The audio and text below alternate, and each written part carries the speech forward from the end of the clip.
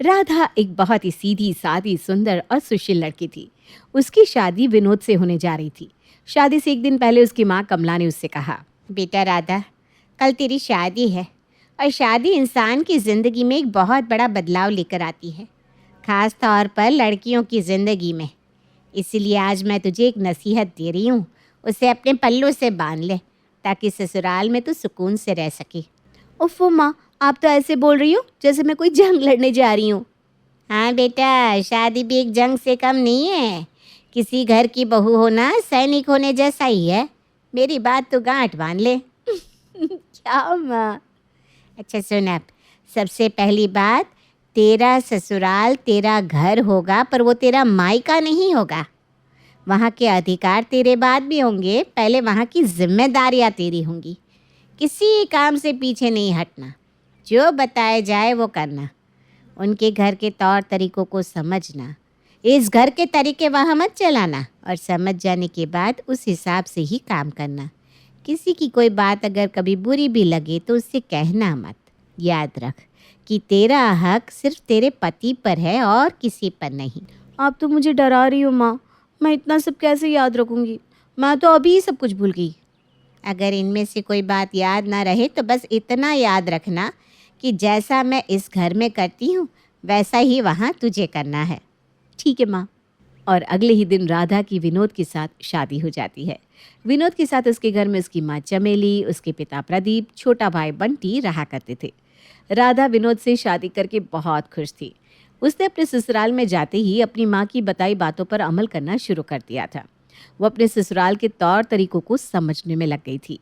एक दिन की बात है, विनोद कमरे में बैठा था और राधा उसे एक गिलास दूध लाकर देती है। ये लीजिए, दूध पी लीजिए।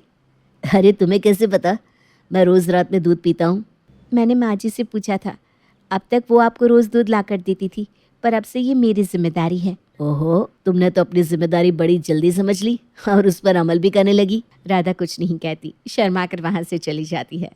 तभी बंटी रनिंग करके आता है और हाँफते हुए कहता है, माँ माँ। माँ जी तो पड़ोस में गई हुई हैं, आप मुझे बताओ ना क्या काम है? ओहो, माँ को पता है कि रनिंग से वापस आकर मुझे कुछ हेल्दी डाइट चाहिए होती है, फिर भी वो चली गई।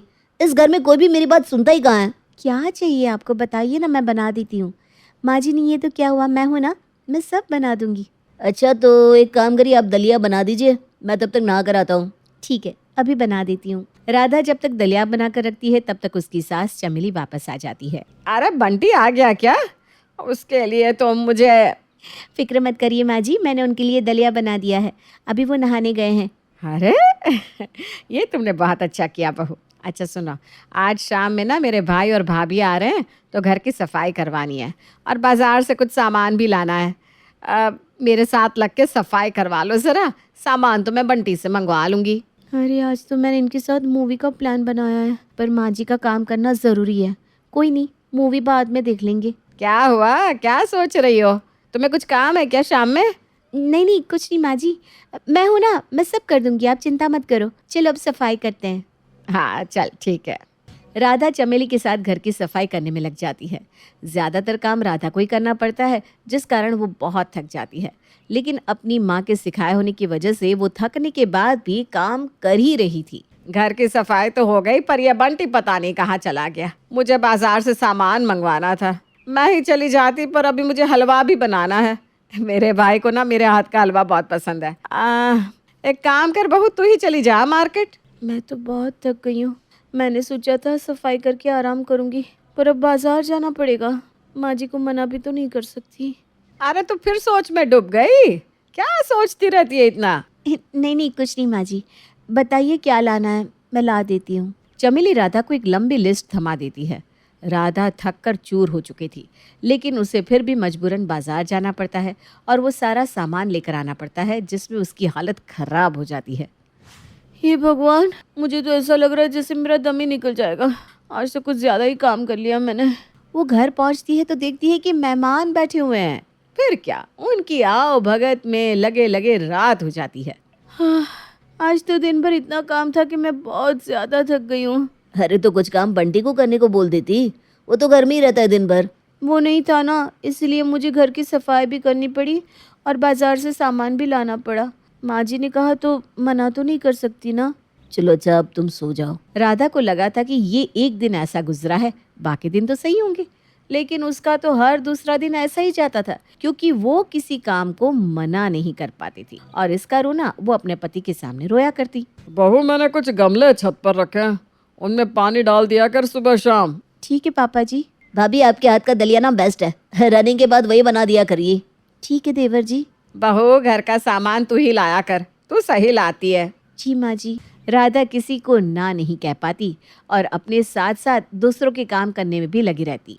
फिर रात में विनोद को ये सब सुनाती। घर का सारा काम मुझे ही करना पड़ता है, मेरा तो बदन टूटने लगा है अब। अरे तो सबका काम करने की क्या जरूरत है, सिर्फ अपना काम करो और अगर वक्त बचता है तो किसी और का काम करो, वरना मत करो। आपके लिए ना कहना बहुत आसान है, ऐसे थोड़ी ना होता है। विनोद राधा को बहुत समझाने की कोशिश करता है, पर वो तो अपनी माँ की बात पर अड़ी रहती है और सबके कामों को करती रहती है। पर काम करने के साथ साथ विनोद के सामने शिकायतें भी करती रहती, जिससे विनोद परेशान हो जाता है और सोचता है, राधा का तो ये रोज का होकर रह गया है, पूरा दिन काम करती रहती है और फिर रात में मुझे सुनाती है, पर मेरी बात भी नहीं मानती। मुझे कोई और पैतरा आजमाना पड़ेगा। कुछ दिन के बाद विनोद ऑफिस से बहुत देर में आना शुरू कर देता है। राधा के पूछने पर वो बताता है कि कुछ लोग ऑफिस छोड़कर चले गए हैं, इसलिए उनका काम भी वही कर रहा है। कुछ दिन तक तो राधा कुछ नहीं बोलती, लेकिन फिर जब ज्यादा दिन गुजर जाते हैं तो एक दिन वो बोल पड़ती है, क्या आपको ये एक्स्ट्रा काम करने के पैसे मिल रहे हैं? नहीं तो पैसे क्यों मिलेंगे भला? तो फिर क्यों कर रहे हो? अपने बॉस को मना कर दो कि ये काम मेरा नहीं है। तुम्हारे लिए कहना बहुत आसान है, ऐसा थोड़ी ना होता है। विनोद के मुंह से अपनी कही हुई बात सुनकर राधा को थोड़ा अजीब लगता है। जो भी हो, आप इतना काम ना करो, दूसरों का काम आपको करने की बिल्कुल जरूरत नहीं है। अच्छा, तो क्या तुम दूसरों का काम करना छोड़ सकती हो? क्या मतलब? मतलब ये जो तुम दूसरों के काम करने में लगी रहती हो, जिससे तुम्हें कुछ हासिल नहीं होता, क्या तुम ये काम छोड़ सकती हो? पर वर कुछ नहीं है। अगर तुम ये घर के एक्स्ट्रा काम करना छोड़ दो जो तुम्हें थका देते हैं, तो मैं अभी अपने बॉस से कह दूंगा कि मैं एक्स्ट्रा काम नहीं करूंगा और वक्त पर घर आ जाऊंगा। ठीक है। बेटा, सब्जी ले आ मार्केट से। माँ जी, बंटी से मंगवा लीजिए ना। अरे वो सही नहीं ला पाएगा। लाएगा तभी तो लाना सीखेगा ना। बंटी, जाओ सब्जी लेकर आओ। बेटा, पौधों में पानी डाल दिया? नहीं पापा जी, मैं दूसरे काम में बिजी थी। एक काम करिए ना, अब खुद पानी डाला करिए, इससे आपकी चहलकदमी भी हो जाएगी। डॉक्टर ने आपको ज्यादा से ज्यादा चलने को कहा है ना। हाँ बेटा, बात तो तेरी सही है।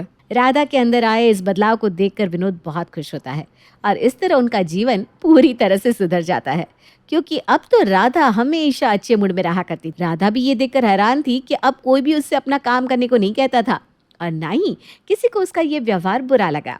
वो समझ गई कि हम अगर दूसरों का काम करेंगे तो वो तो करवाते ही रहेंगे, हमें अपनी सीमा खुद तय करनी होती है।